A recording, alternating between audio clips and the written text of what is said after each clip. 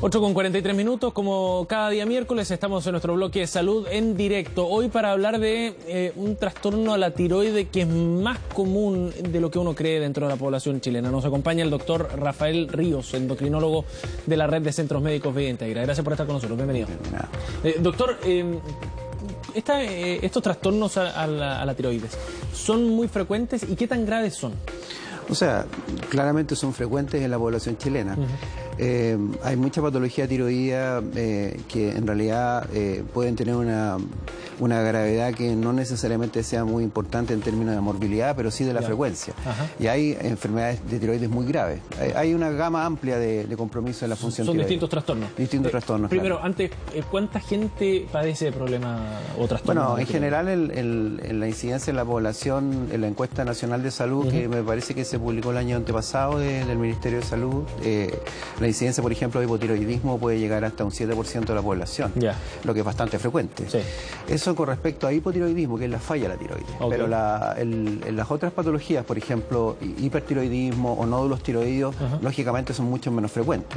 Pero lo que habla de que un porcentaje importante de la población puede tener problemas tiroideos. ¿Cuál es la diferencia entre el hipertiroidismo y el hipotiroidismo? ¿Cuáles son los riesgos asociados? El hipotiroidismo es básicamente la falla de la tiroides. La tiroides es una glándula que está en el cuello y que produce la hormona tiroidea. Cuando hablamos de hipotiroidismo hay una reducción en la cantidad y la secreción de hormona tiroidea, por alguna razón. En cambio, el hipertiroidismo es el exceso de función de la tiroides. ¿Ya? Ambas situaciones son malas para la salud del ser humano. Es un desbalance. Claro. Ahora, debo decir que hasta el día de hoy la función exacta de la hormona tiroidea no la conocemos por completo. Es muy interesante porque en el fondo podríamos decir que la hormona tiroidea, como todas las hormonas, intervienen en todos los aspectos de la salud de las células, de todas las células del organismo. Por lo tanto, son como muy necesarias para que todo funcione bien. Y de hecho, cuando hay hipotiroidismo, una persona puede tener desde que se le caiga el pelo, hasta tener una depresión, hasta tener un problema de tránsito intestinal lento, resequedad de la piel. Depende de cada persona. Claro, y de cómo su cuerpo reacciona. Pero bien diverso en todo caso. Muy diverso, sí. O sea, no solo son efectos físicos, otros cambios emocionales. También emocionales, en la parte cognitiva. Y muy variable, porque nosotros vemos que hay pacientes que tienen alteraciones en los exámenes que uno diría, bueno, ¿cómo esta persona puede andar con esto caminando en la calle? Y otras personas que no tienen esas alteraciones y se sienten muy mal. O sea, es muy variable. Relativo. Es muy variable. Ahora, ¿la función, usted decía, no está tan clara? La función exacta no está tan clara, pero sí lo que sabemos es que todas las células de nuestro cuerpo necesitan hormona tiroidea para funcionar. Ese sería como un cofactor, una cosa necesaria para que la acción de las células sea adecuada, que el metabolismo celular funcione de forma adecuada. Ahora, doctor, ¿hay una más grave que otra? O sea, ¿el hipertiroidismo o el hipotiroidismo, una es más grave que la otra? Depende del grado de compromiso. Hay hipotiroidismos leves como también hay hipertiroidismos leves. Así que yo diría que depende del grado. Pero yo diría que en general ambas situaciones, si no están bien tratadas, pueden ser muy graves para la salud. ¿Y el escenario se analiza entonces uno a uno, digamos, en función de las consecuencias que genera? Por supuesto. Por ejemplo, el hipotiroidismo se asocia a aumento del riesgo de riesgo cardiovascular. Por ejemplo, tener hipotiroidismo te puede subir el colesterol, te puede producir hipertensión, te puede producir que una insuficiencia cardíaca que está latente se pueda descompensar. Por ejemplo, el hipertiroidismo también te puede producir trastornos cardíacos como arritmia, calcificación de los huesos, osteoporosis. Es decir, son cosas distintas pero que pueden ser bastante graves.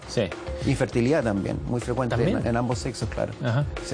Ahora, usted decía que sin el tratamiento adecuado estas situaciones se pueden complejizar. ¿Cuál es el tratamiento? Bueno, depende. Pues el hipotiroidismo, que es una falla de la tiroide, el tratamiento es dar hormona tiroidea. Y complementarlo. Y complementarlo. Es un reemplazo de la función. Uno suplementa.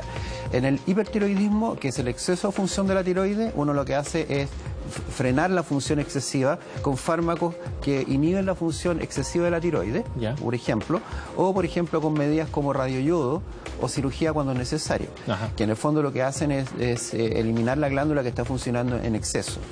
Perfecto. Pero también hay que decir que no solamente es hipo e hiper, sino que, porque ahí estamos hablando en términos de función, también tienes una condición que se llama tiroiditis, que es una inflamación de la tiroides que puede ser muy dolorosa o puede ser asintomática, y tienes lo que es muy frecuente en la población, el trastorno morfológico, que es la aparición de nódulos dentro de la tiroides, que son en el fondo alteraciones morfológicas en las que dentro de la tiroides se produce una estructura que se llama nódulo. Ese nódulo en esa tiroide puede estar con un hipertiroidismo, con un hipotiroidismo o asintomático. Pero hay varios aspectos. Y es más grave, ¿o no? El nódulo es muy frecuente en la población, pero el problema del nódulo es que el 5% de los nódulos pueden tener riesgo oncológico. Entonces ahí lo ligamos con el riesgo de cáncer. Sí, claro.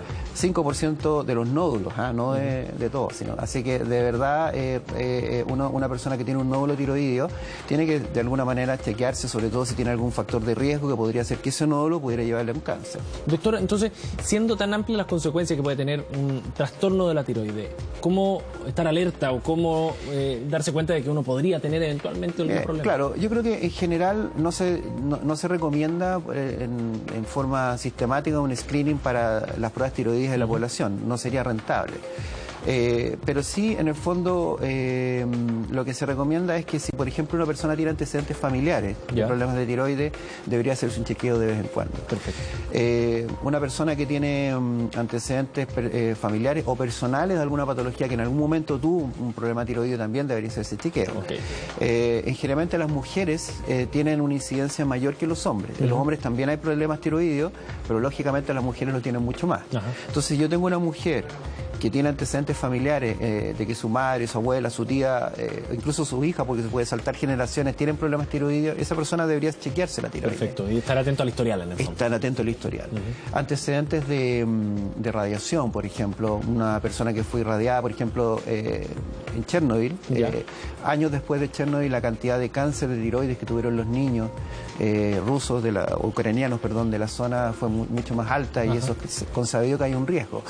Pero si lo llevamos a la realidad nuestra, antecedentes personales de irradiación por alguna causa podría también tener un mayor riesgo. Pero básicamente son los antecedentes personales, el sexo. La edad también no es algo tan frecuente, porque generalmente uno podría decir que con los años sí, por ejemplo, las mujeres después de los 45 hay una relación con la menopausia, también debería checarse la tiroides más frecuentemente. Y lo otro son los antecedentes de uso de fármacos que pueden alterar la tiroides. ¿Qué tipo de fármacos? Por ejemplo, algunos antiarrítmicos. Hay un antiarrítmico que se llama miodarona, que puede producir una falla tiroidea. Entonces es conveniente que si alguien toma ese fármaco, le pida a su cardiólogo o a su internista tratante que le examine, le pida una evaluación de la tiroides. Monitoreando su nivel.